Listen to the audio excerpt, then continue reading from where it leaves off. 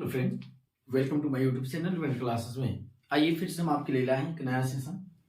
यह सेशन आपके लिए बहुत ही इंपॉर्टेंट होने वाला है।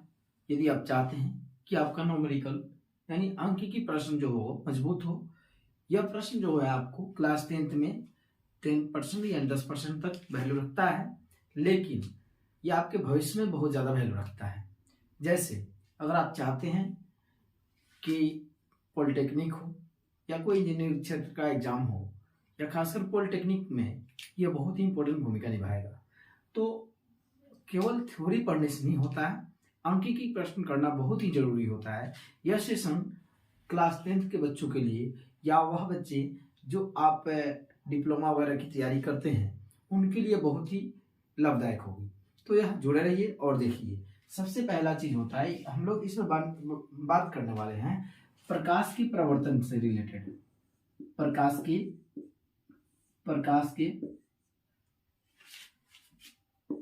का परावर्तन यानी हम इसको कहते हैं रिफ्लेक्शन ऑफ लाइट। क्या कहते हैं दोस्तों?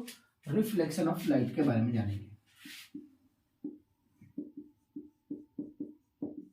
Reflection of light.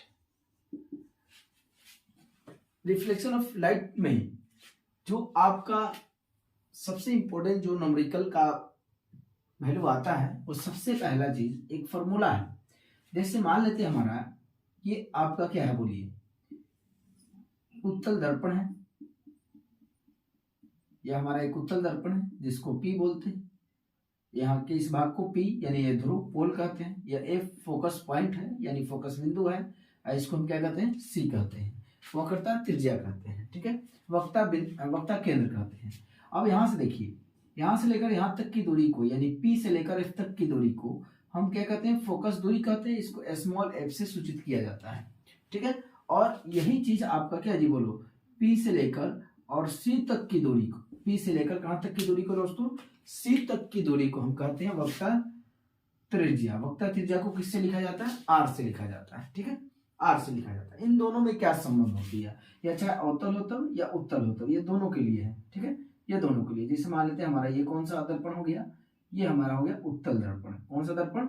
उत्तल दर्पण हो गया यानी कन्वेक्स मिरर हो गया। तो इसमें क्या होगा? ये मेरा प्रधान अक्ष होता है। ये क्या होता है? हमारा प्रधान अक्ष होता है। ये P हो गया। ये क्या होगा जी? P। ये क्या हो गया? F हो गया। इसका क्या हो जाएगा? C हो जाएगा। ठीक उसी तरह जिस तरह मैंने बोला कि P से लेकर F तक की दूरी और P से लेकर C तक की दूरी, P से लेकर F तक की दूरी और P से लेकर कहां तक की दूरी? C तक की दूरी। तो P से लेकर F तक की दूरी को हम कहेंगे फोकस दूरी, जिसको F से लिखा जाता है। और P से लेकर C तक की दूरी को कहते हैं वक्ता त्रिज्या, जिसे किससे लिखते हैं? R से लिखते हैं। इसमें क्या संबंध होता है इसके बारे में हम लोग जानेंगे। यह जो होता है ना, यह इक्वल डिस्टेंस को होता है।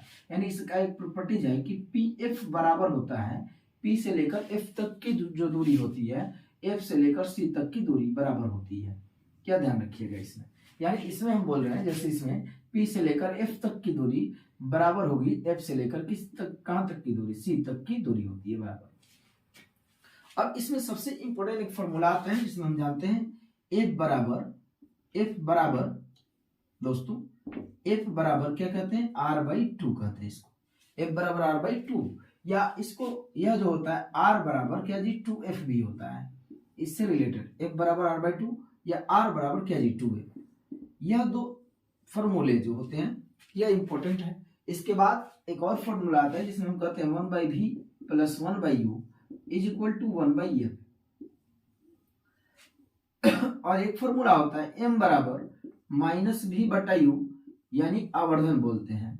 और दूसरा चीज होता है आपका m बराबर h डैश बटा क्या जी? हमारा h होता है।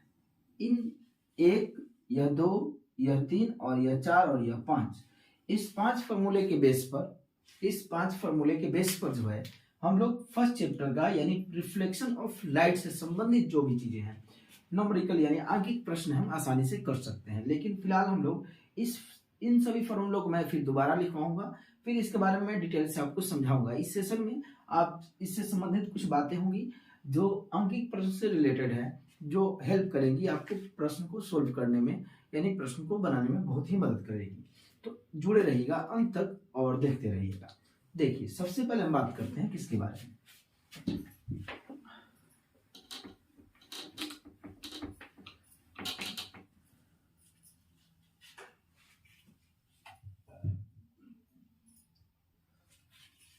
सबसे पहले हम बात करते हैं आर, यानी कहता है वक्रता त्रिज्या, वक्रता त्रिज्या, वक्रता त्रिज्या जो होती है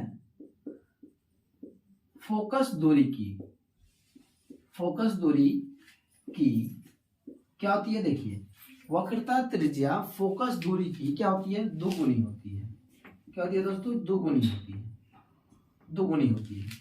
वक्रता त्रिज्या, वक्रता त्रिज्या को हम किसे लिखते हैं, आर से, किसे लिखते हैं, आर से। और फोकस दूरी को हम लिखते हैं क्या जी, एफ से। फोकस दूरी को किससे लिखते हैं, एफ से। तो वक्रता त्रिज्या जो होती है हमारी आर जो होती है, आर यहां से लेकर यहां तक की दूरी जो होती है, यानी यह जो होती है हमारा फोकस दूरी की क्या होती है, दोगुनी होती है। यानी हम जितना भी फोकस होगा उसमें जब हम 2 से गुना कर देंगे तो वक्रता त्रिज्या के बराबर हो जाएगी। यानी समझिएगा यहाँ पे बात क्या हो रहा है। जैसे मान लेते हैं हमारा क्या एक दर्पण है,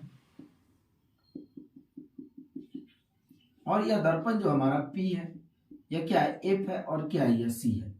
अगर यहां से यहां तक की दूरी हम बोल देते हैं 10 सेंटीमीटर है, P से लेकर F तक की दूरी आपकी कितनी है, 10 सेंटीमीटर है, तो P से लेकर C तक की दूरी को हम R कहते हैं, यह कितनी हो जाएगी। तो जैसे यह 10 है वैसे ही यह क्या हो जाएगा, 10 हो जाएगा, क्योंकि अभी हमने पढ़ा है कि PF बराबर क्या जी, FC होता है। यानी यहां से यहां तक की दूरी, P से F तक की दूरी और F से C तक की दूरी क्या होती है, इक्वल होती है। ठीक उसी तरह से जब मैंने P से F तक की दूरी 10 माना है तो F से C तक की दूरी भी आपको क्या 10 लेना होगा, क्योंकि बराबर होता है। अब टोटल कितना हो जाएगा बताओ, टोटल हो जाएगा हमारा 20 सेंटीमीटर। कितना हो जाएगा, 20 सेंटीमीटर। ये बताओ P से लेकर F तक की दूरी को हम फोकस दूरी कहते हैं। फोकस दूरी को किससे लिखते हैं, F से लिखते हैं। तो जब फोकस दूरी आपकी कितनी हो गई, 10 हो गई, तो इसकी वक्रता त्रिज्या कितनी हो जाएंगी, 20 हो जाएंगी। कितने हो जाएंगी, 20 हो जाएंगे। यही से आप इसलिए कहा जाता है कि वक्रता त्रिज्या जो होती है फोकस दूरी की क्या होती है, दोगुनी होती है। वक्रता त्रिज्या फोकस दूरी की दोगुनी होती है। यह गोलीय दर्पण के लिए है। चलिए दूसरी बात ध्यान रखिएगा, कह रहा है फोकस दूरी, क्या जी, फोकस दूरी। फोकस दूरी को किससे लिखते हैं बोलो, फोकस दूरी को लिखते हैं F से, फोकस दूरी। और फोकस दूरी जो होती है हमारी वक्रता त्रिज्या की, वक्रता त्रिज्या की, जो वक्रता त्रिज्या जो होती है उसको लिखते हैं R से। क्या होती है, R। फोकस दूरी वक्रता त्रिज्या की क्या होती है, वक्रता त्रिज्या की आधी होती है। क्या दोस्तों, आधी होती है। वक्रता त्रिज्या फोकस दूरी वक्रता त्रिज्या की आधी होती है। एग्जाम्पल समझिए, यहाँ पे यानी फोकस दूरी क्या हो जाएगी, F हो जाएगी, और वक्रता त्रिज्या हमारी R है, तो इसको जब हम आधा कर देंगे, आधा करने के लिए डिवाइड बाई 2 करते हैं, तो F किसके बराबर हो जाएगी, फोकस के बराबर हो जाएगी। यानी F बराबर R/2 होता है। ठीक है, एज फॉर एग्जाम्पल समझिए। अगर मैं आपसे बात करता हूं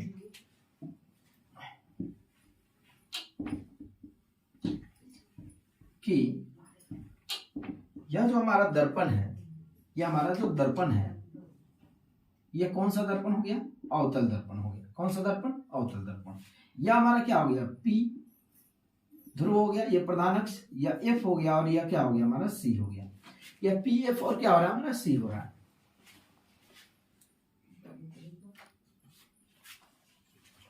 P और F हो रहा है, तो यहां से बताओ P से लेकर C तक की दूरी अगर मैं बोलता हूं 40 सेंटीमीटर, कितना सेंटीमीटर दोस्तों, 40 सेंटीमीटर है। तो P से लेकर C तक की दूरी जब हमारा 40 हो जाएगा, तो P से लेकर F तक की दूरी कितनी हो जाएगी। जब मैंने बताया था कि यह दोनों क्या होता है, बराबर होता है, तो इसको जब हम आधा करेंगे, बराबर भागों में बांटेंगे, तो कितना हो जाएगा, 20 हो जाएगा। क्या हो जाएगा, 20। यही बात हो गया, जब R आपका 20 हो तो F कितना हो जाएगा, 10 हो जाएगा, यानी इसका आधा हो जाएगा। ठीक है, यह बात ध्यान रखना है। यही इसी बात को हमने कहा R बराबर 2F और F बराबर R/2। यह फॉर्मूला आपको बहुत ही इंपॉर्टेंट है, यह हेल्प करेगी किसमें, सवाल को सोल्व करने में। यह ध्यान रखिएगा, फॉर्मूला के बारे में जान लीजिए। फिर आगे बढ़ते हैं।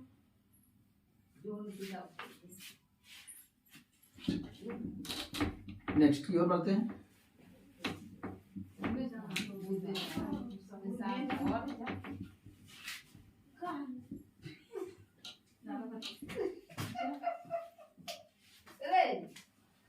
अब देखिएगा हम जो आगे बढ़ेंगे इसमें, चिन्ह परिपाटी। चिन्ह परिपाटी क्या करता है? चिन्ह परिपाटी के अनुसार हम देखते हैं यहाँ पे, या आपका हो गया x या x डैश, या y हो गया, या हमारा क्या हो गया y डैश हो गया, या मूल बिंदु हो गया। मूल बिंदु को हम O कहते हैं, ठीक है, O से लिखा जाता है। यहाँ पे निर्देशांक 0,0 होता है। यह जो होती है ना धनात्मक होती है। क्या होती है? धनात्मक। क्या होती है? धनात्मक होती है। यह वाला भाग क्या होती है? ऋणात्मक होती है। क्या होती है? ऋणात्मक होती है। यह धनात्मक होती है, यह प्लस में, और यह क्या जी बोलो माइनस में। ठीक उसी प्रकार जब हम कहा जाते हैं ऊपर की ओर जाते हैं, कहा जाते हैं दोस्तों ऊपर की ओर जाते हैं, यानी ये वाला भाग, ये वाला जब भाग होता है हमारा ऊपर की ओर जैसे बढ़ते हैं तो यह क्या होती है? धनात्मक होती है, यानी यह प्लस में होती है। कैसी होती है दोस्तों? प्लस में। ऊपर की ओर जो होती है कैसी होती है? धनात्मक होती है, धनात्मक। और ये वाला भाग क्या होता है? नीचे की ओर क्या होता है? ऋणात्मक होता है। आपने ये पढ़ा होगा, मैथ में पढ़ा होगा। यानी हम कह सकते हैं देखो, यह नीचा बना हो, नीचा की ओर हो तो क्या हो जी? ऋणात्मक। ऊपर हो तो धनात्मक, दाहिने तरफ हो तो क्या जी? धनात्मक, और बाएं तरफ हो तो क्या जी? ऋणात्मक होता है। अब चलिए सबसे पहला चीज हम बात करते हैं यहाँ पे, यह मेरा क्या है? यह अवतल दर्पण। कौन सा दर्पण है? अवतल दर्पण। तो अवतल दर्पण में यह प्रधान अक्ष हो गया, यह मूल बिंदु के जगह पर यहाँ पे ध्रुव माना जाता है। P हो गया, या F हो गया, या क्या हो गया? C हो गया। तो यहाँ से यहाँ तक की दूरी P से लेकर F तक की दूरी फोकस दूरी कहलाती है, और P से लेकर C तक की दूरी क्या कहलाती है? वक्रता त्रिज्या कहलाती है। तो जब हमने देखा कि देखो यह हमारा, इसको यहाँ पे मूल बिंदु लेंगे, तो यह बताइए हमें, यह जो अवतल दर्पण है, अवतल दर्पण से यह F किधर है? दाहिने तरफ है या बाएं तरफ है? तो आपने अक्सर देखा कि यह किधर है? बाएं तरफ है। किधर है जी? बाएं तरफ। तो बाएं तरफ में क्या चिन्ह होता है बताओ? यहाँ पे ध्रुव, और यहाँ पर O, मूल बिंदु एक ही मानेंगे यहाँ पे, ठीक है। तो यहाँ इसको P के स्थान पर O माना जाता है, O के स्थान पर P माना जाता है। तो यह जो F है और यह जो R है वह किधर है? यह जो है आपका क्या है? मूल बिंदु से किधर है जी? बाएं की ओर है। तो मूल बिंदु से जब बाएं की ओर है तो यह क्या होगी? ऋणात्मक होगी। तो इतना ध्यान रखिएगा, यदि दर्पण क्या हो? अवतल हो। क्या हो? दर्पण क्या हो? अवतल हो। तो फोकस दूरी यानी F, और क्या जी बोलो? वक्रता त्रिज्या क्या जी? R, यह क्या होती है? ऋणात्मक होती है। कैसी होती है? ऋणात्मक होती है। अब कहीं क्वेश्चन दे दिया यदि F बराबर -10 सेंटीमीटर, तो बताइए कौन सा दर्पण होगा? F बराबर -10 सेंटीमीटर, तो बताइए कौन सा दर्पण होगा? गोलीय दर्पण का कौन सा भाग है? तो कौन सा होगा जी? अवतल होगा, क्योंकि ऋणात्मक होती है। R बराबर अगर आपका कहीं -20 सेंटीमीटर दे रखा हो तो उस जगह पर पूछ दे कि कौन सा दर्पण है, तो उस तरह आप बता सकते हैं यहाँ पे माइनस को देखकर ही कि यह कौन सा दर्पण है? आपका अवतल दर्पण है। तो अवतल दर्पण की फोकस दूरी और वक्रता त्रिज्या क्या होती है? ऋणात्मक होती है। अवतल दर्पण की फोकस दूरी और वक्रता त्रिज्या ऋणात्मक होती है। फिर दूसरी हम बात करते हैं, ध्यान दीजिएगा। अगर यह दर्पण क्या हो? उत्तल हो। क्या हो? उत्तल हो। तो चलिए उत्तल में हम चलते हैं, तब क्या होगा?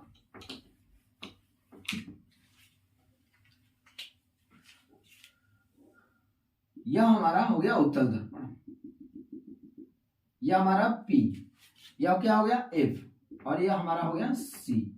यहाँ P से लेकर F तक की दूरी फोकस दूरी, और P से लेकर C तक की दूरी वक्रता त्रिज्या। वक्रता त्रिज्या को R से लिखा जाता है। वक्रता त्रिज्या को दोस्तों R से लिखा जाता है। फिर हम बताइए, अब यह हम P को मानते हैं ध्रुव मानते हैं, यानी O मानते हैं, ओरिजिन पॉइंट मानते हैं। अब ओरिजिन पॉइंट से जो F है हमारा और R किधर है? दाहिने तरफ है। किधर है जी? दाहिने तरफ है। यहाँ पर अगर हम चिन्ह परिपाटी यहाँ पे बना के ऐसे दर्पण को रख दें तो हमारा ये P हो जाता है। तो ये किधर जा रहा है? बोलिए किधर जा रहा है? दाहिने तरफ जा रहा है। दाहिने तरफ की दूरी क्या होती है? धनात्मक होती है। कैसी होती है? धनात्मक। तो उत्तल दर्पण की फोकस दूरी यानी F, और क्या जी? वक्रता त्रिज्या क्या जी? R। उत्तल दर्पण की फोकस दूरी और वक्रता त्रिज्या R क्या होती है? हमारा धनात्मक होती है, यानी पॉजिटिव होती है। क्या होती है? पॉजिटिव होती है। उत्तल दर्पण की फोकस दूरी और वक्रता त्रिज्या क्या होती है? हमारा पॉजिटिव होती है। इतना बात ध्यान रखिएगा। फिर हम बढ़ते हैं आगे बात। यह हमेशा, यह बहुत इंपॉर्टेंट चीज है। इसमें क्वेश्चन कैसे ले लेता है बताइए? जैसे मैंने अभी बोला कि F बराबर -B दिया हो तो अवतल होगा, उसी तरह अगर क्वेश्चन दे दिया हो कि f बराबर प्लस 10 सेंटीमीटर, तो यह कौन सा दर्पण है, तो इस प्लस को देख कर यह बता दीजिएगा यह दर्पण कौन सा दर्पण है, उत्तल दर्पण है। कौन सा दर्पण है, उत्तल दर्पण है। और r बराबर आपका दे दिया हो माइनस 40 सेंटीमीटर, तो यह माइनस में r का मान आ गया, जिसमें आप बता सकते हैं कौन सा दर्पण है, अवतल दर्पण है। अगर आपका r बराबर दे दिया क्या जी, प्लस 10 सेंटीमीटर, तो आप यहाँ पे प्लस को देखकर ये बताइएगा कि यह क्या है, बोलिए उत्तल है।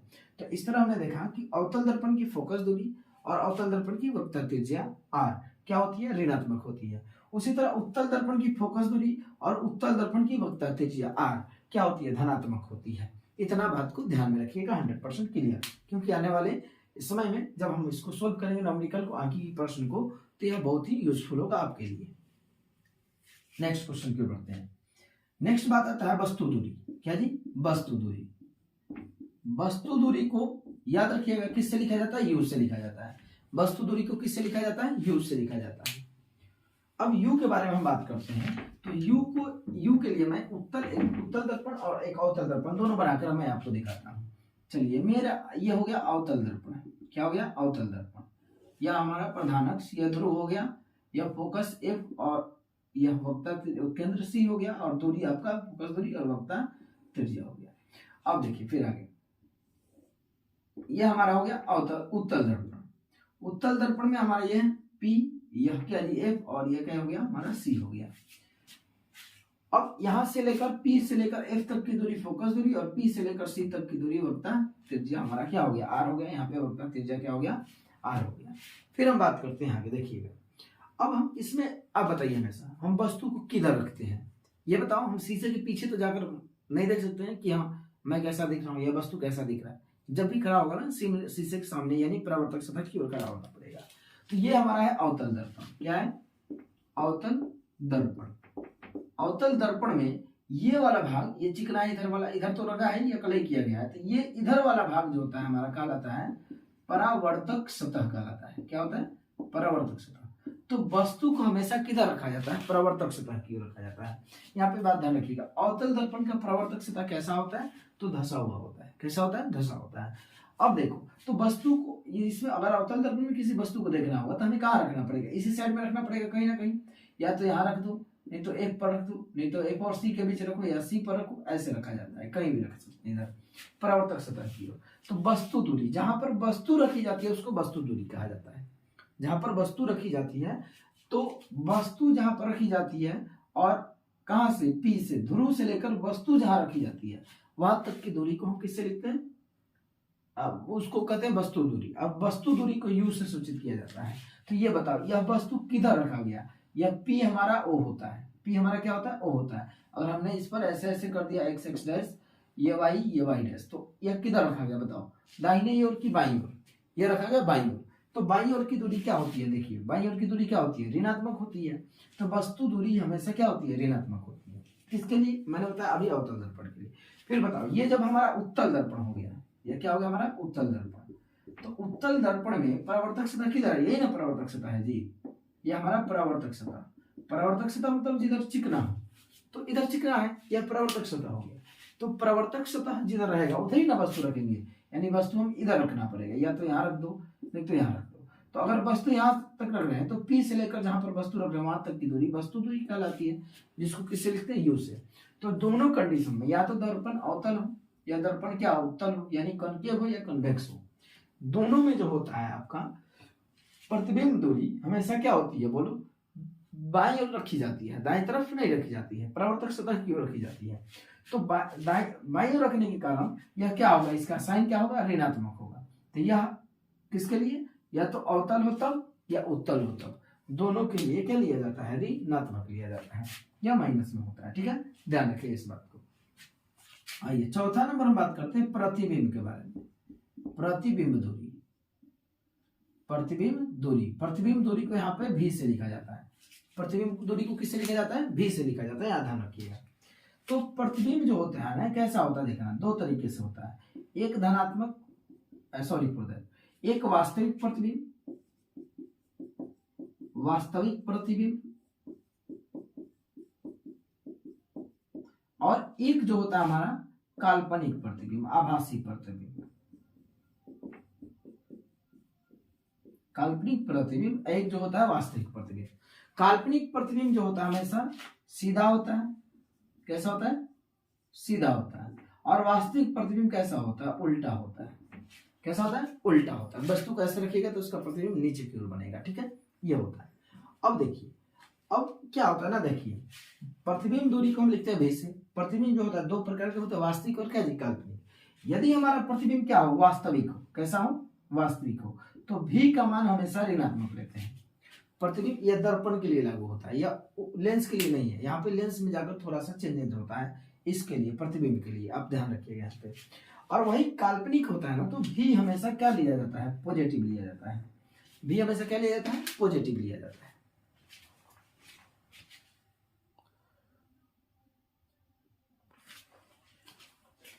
यदि प्रतिबिंब जो होती है हमारा, प्रतिबिंब दूरी को v से लिखते हैं। प्रतिबिंब यदि वास्तविक हो तो प्रतिबिंब दूरी को किससे लिखेंगे? v से लिखेंगे। और v कैसा होगा? साइन माइनस में होगा, नेगेटिव होगा। और काल्पनिक प्रतिबिंब होगा वह कैसा होगा? पॉजिटिव होगा, यानी v से लिखेंगे, प्लस में लिखेंगे। अब सुनिएगा ध्यान से। अब इसमें क्या होता है, इसको समझना है कैसे, वो कैसे पॉजिटिव लिया जाता है, कैसे निगेटिव लिया जाता है।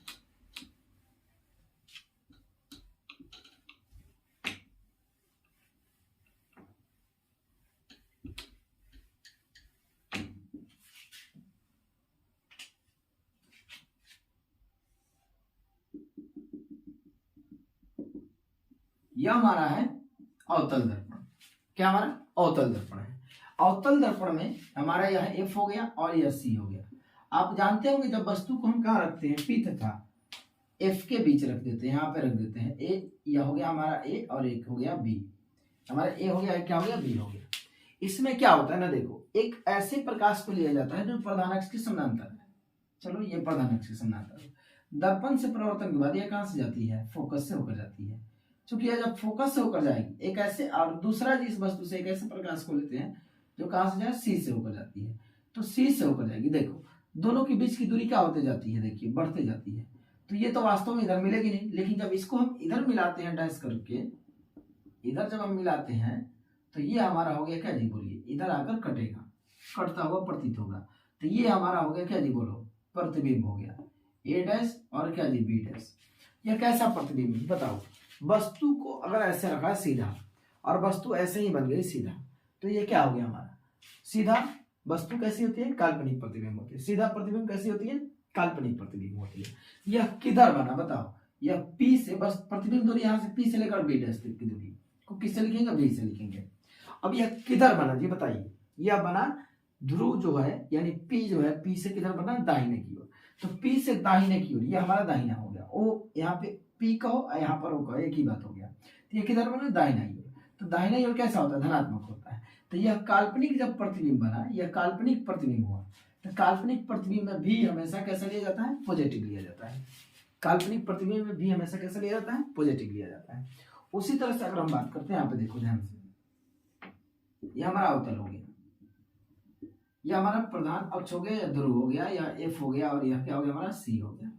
अब हम क्या करते हैं देखिएगा ध्यान से, एक वस्तु को लेते हैं जिसको मैंने कहा रख दिया, चलो सी और अनंत के बीच रख दिया। कहाँ रख दिया जी? सी और अनंत के बीच रख दिया। जब यहाँ पे वस्तु रखेंगे तो हमारा क्या कहलाएगा? यहाँ ए कहलाएगा, यह क्या कहलाएगा? बी कहलाएगा। एक ऐसे प्रकाश को लेंगे जो प्रधान अक्ष के समानांतर जाए। तो जब यह प्रधान अक्ष के समानांतर जाएगी तो दर्पण से परावर्तन के बाद किससे जाती है? फोकस से होकर जाती है। ठीक है। अब एक ऐसे प्रकाश को लेते हैं जो किससे जाए? सी से। तो सी से जाने वाली उसी पथ पे वापस लौट जाती है, लंबवत होती है। तो इसका प्रतिबिंब यहाँ नीचे बना। कैसा बना? नीचे। अब हमने क्या कहा था देखो, अगर वस्तु को तुमने ऐसे रखा है सीधा, और इस वस्तु का प्रतिबिंब कैसे बन गया? नीचा बन गया, उल्टा बन गया ऐसे, तो यह हो गया उल्टा प्रतिबिंब। तो उल्टा प्रतिबिंब होता है वास्तविक प्रतिबिंब। यह वास्तविक प्रतिबिंब जो बना, ये बताइए P से किधर बना? P से किधर बना जी? बोलिए। P से बना आपका बाईं ओर। P से किधर बना? बाईं ओर। तो ये दाहिना होता है, ये बायां। बायां किस तरफ क्या होता है? निगेटिव होता है। इसको प्रतिबिंब दूरी कहता है B से। तो यहाँ पे भी हमेशा क्या होता है? निगेटिव होता है। इस तरह से हम कहते हैं कि वास्तविक प्रतिबिंब के लिए V का मान निगेटिव लिया जाता है, और काल्पनिक प्रतिबिंब के लिए V का मान पॉजिटिव लिया जाता है। यह बातें रही V प्रतिबिंब से, और क्या जी? प्रतिबिंब से, वास्तविक और काल्पनिक प्रतिबिंब से। फिर देखिए चौथा के बाद आपका कुछ और बातें हैं जिसमें हम बताएंगे।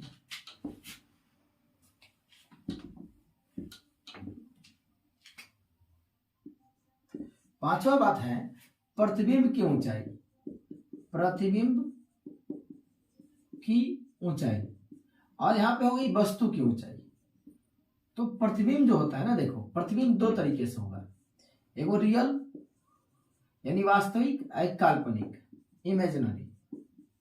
इसको हम हिंदी में लिख दो भाई, वास्तविक, या वास्तविक हो गया या काल्पनिक हो, प्रतिबिंब दो तरह से। तो प्रतिबिंब की ऊंचाई जब यह वास्तविक होता है तो कैसा होता है, उल्टा होता है। तो उल्टा होता है तो कहां हो गया, देखो इस अक्ष से कहां चला गया, नीचे चला गया। जब अक्ष से हम नीचे चले जाएंगे तो यह दूरी कैसी हो जाती है, निगेटिव हो जाती है। तो प्रतिबिंब की ऊंचाई को हम लिखते हैं एच डैश से। किससे लिखते हैं, एच डैश से। जब यह वास्तविक होगा तो नीचे की ओर बनेगा, तो नीचे की ओर एच का मान जो होता है कैसा होता है, निगेटिव लिया जाता है। कैसे लिया जाता है, निगेटिव। देखिए एच मतलब, एच डैश मतलब प्रतिबिंब की ऊंचाई। यह वास्तविक प्रतिबिंब हुई, चूंकि नीचे बनेगी, जब नीचे की ओर बनेगी तो यह कैसा होगा, ऋणात्मक होगा। तो यह उल्टा बना, उल्टा बना तो यानी नीचे की ओर आएगा, नीचे आएगा तो क्या हो गया, ऋणात्मक। तो जब भी दे दे कि प्रतिबिंब क्या है, उल्टा है, प्रतिबिंब क्या है, उल्टा बनता है, तो आराम से भी का मान या एच डैश का मान किस में लेंगे, हम माइनस में ले लेंगे। ठीक है, एच डैश का मान किस में ले लेंगे, माइनस में ले लेंगे। यानी इससे हमें माइनस ये पता लग जाएगा कि प्रतिबिंब कैसी है, वास्तविक है। वही अगर हम बात करते हैं काल्पनिक की, तो प्रतिबिंब की ऊंचाई को हम एच डैश से लिखते हैं। तो काल्पनिक जो प्रतिबिंब बना कैसे बना, ऊपर की ओर बना। काल्पनिक प्रतिबिंब ऊपर की ओर, जैसे वस्तु को हमने ऐसे रखा है तो वस्तु ऐसे ही ऊपर बनी हुई है, जैसे सीधा, तो इसका भी सीधा बन गया, तो ये सीधा होता है। काल्पनिक प्रतिबिंब कैसा होता है, सीधा होता है। जब यह सीधा है तो ये बताओ ऊपर की ओर है, तो जब ऊपर की ओर होगा तो मूल बिंदु से ऊपर की ओर मापी गई दूरी क्या होती है, धनात्मक होती है।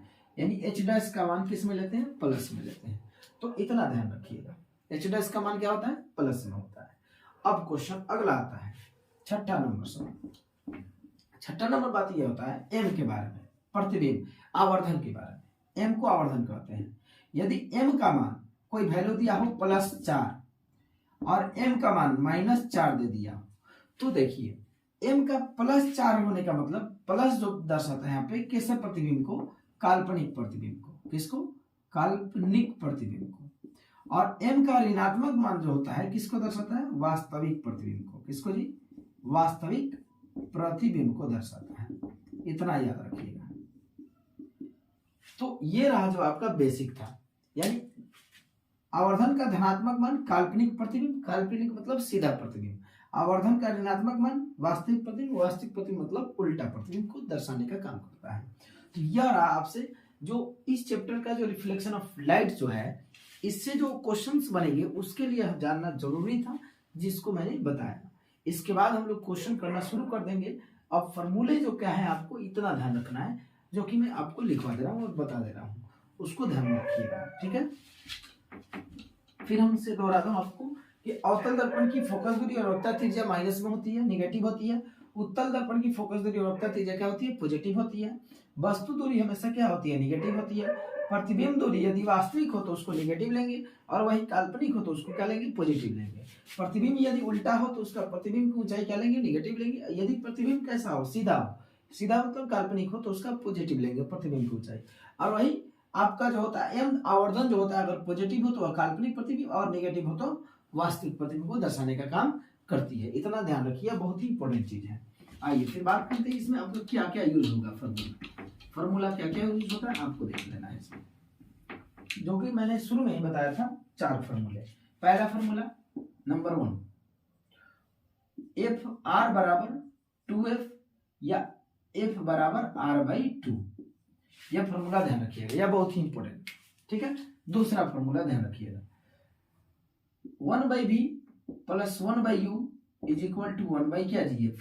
1/v + 1/u = 1/f। इसको दर्पण सूत्र बोलते हैं, इसको क्या कहते हैं, दर्पण सूत्र बोलते हैं। ठीक है, ये हो गया दोस्तों दर्पण सूत्र। तीसरा जो आपका है, तीसरा जो है आपका m बराबर यानी आवर्धन -v/u कहा जाता है, या कहीं कहीं m बराबर h' मिलता है। h' क्या मिलता है, h मिलता है। इतना ध्यान रखिएगा। फिर अब अगला जो होता है, इन दोनों के लेकर -v/u और बराबर h' का भी यूज किया जाता है, इसका भी यूज किया जाता है। तो यह जो ये आपके बेसिक फॉर्मूले होंगे, इसी 4-5 पर, और इस तर्क पर यानी इस जानकारी के आधार पर क्या होगा आपका न्यूमेरिकल क्वेश्चन बनेगा, जो कि मिलेंगे हम लोग अगले क्लास में। Okay, thanks for watching video. अगर क्लास अच्छा लगा हो तो लाइक करें, चैनल को सब्सक्राइब करें और अपने अपने दोस्तों के पास शेयर करें।